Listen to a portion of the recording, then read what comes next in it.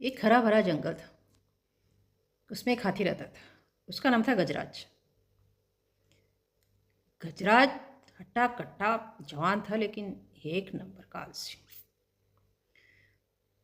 उसने खुद से एक ही जवाब सवाल कर रखा था कि मैं इतना हट्टा कट्टा हूँ, इतना बड़ा शरीर दिया मुझे, काम करने के लिए थोड़ी ना दिया, आराम करने के लिए दिया। वो आराम से पेड़ों की छाया में पड़ा रहता, कोई काम नहीं करता। भूख प्यास लगती तो पास की नदी में जाता और सॉफ्ट सॉफ्ट कमल के फूल खाता, पत्तियाँ खाता और पानी पी के आराम से आके फिर सो जाता।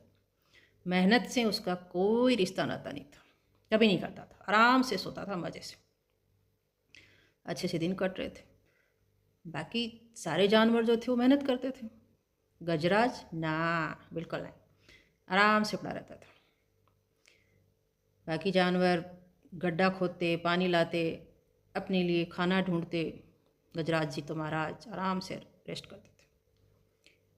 एक दिन जंगल में अकाल पड़ गया। सभी जानवर परेशान। कोई जानवर अपने लिए गड्ढा खोद के पानी निकाल रहा है, कोई अपने लिए खाना ढूंढ रहा है, कोई इधर उधर छाया ढूंढ रहा है, खाने की तलाश में, पानी की तलाश में।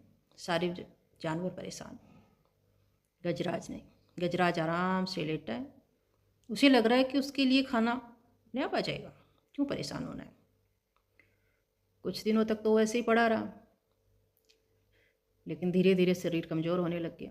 पहले वो मस्त चल के जाता था मज़े से, लेकिन अब जंगल में अकाल पड़ चुका था तो खाना पानी सब दूर तक जाना होता था। अब उसका चलना फिरना उसके लिए मुश्किल हो रहा था। अब उसका वही हट्टा कट्टा और भरा बहुत शरीर उससे परेशान कर रहा था। अब उससे अपना वजन ही नहीं उठाया जा रहा था, क्योंकि आलस की वजह से तो आलसी होते हैं तो शरीर वैसे ही इतना स्ट्रांग नहीं होता है, ऊपर से अब उसको खाना पानी नहीं मिल रहा है, तो कमज़ोर तो होना ही था। काम करने की आदत नहीं थी महाशय की, क्या करता। अब उसको ये लग रहा था कि उसका इतना भारी शरीर था, उसको मेहनत करनी चाहिए थी। उसे अफसोस होता है अपने किए पे।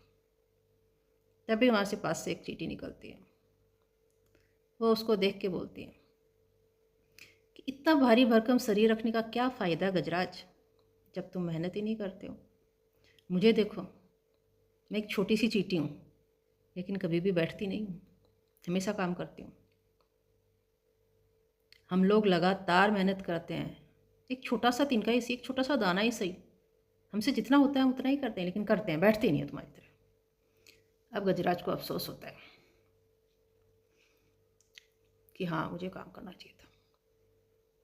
लेकिन वही बोलते हैं ना, जगो तभी सवेरा। गजराज जग चुका था। अब वो मेहनत करने लगा था। अब वो दूर दूर से जाके खाना ढूंढने, पानी ढूंढना सब करता था। अब वो सारे हाथियों के साथ मिलकर किसी अच्छी जगह की तलाश में निकलता है, ताकि सारे जानवर खुशी से रह सकें। अब वो सारे जानवरों के लिए पानी निकालता था, पेड़ों को हिलाता था ताकि फ्रूट्स नीचे गिरें, फल नीचे गिरें और बाकी जानवर खा सकें। अब वो एक अच्छा गजराज बन चुका था। अब वो कहने के लिए गजराज नहीं था, वो सच का गजराज बन चुका था। सबके अब उसका गजराज नाम सही में गजराज साबित हो रहा था। वो सबकी मदद करता था, जबकि वो शरीर से खुद को महसूस करता था कि वो बहुत फिट है। अब जंगल के सारे जानवर उसकी इज्जत करते थे, क्योंकि वो सबके साथ खुश रहता था, सबकी मदद करता था। अब वो पहले जैसा गजराज नहीं रहा।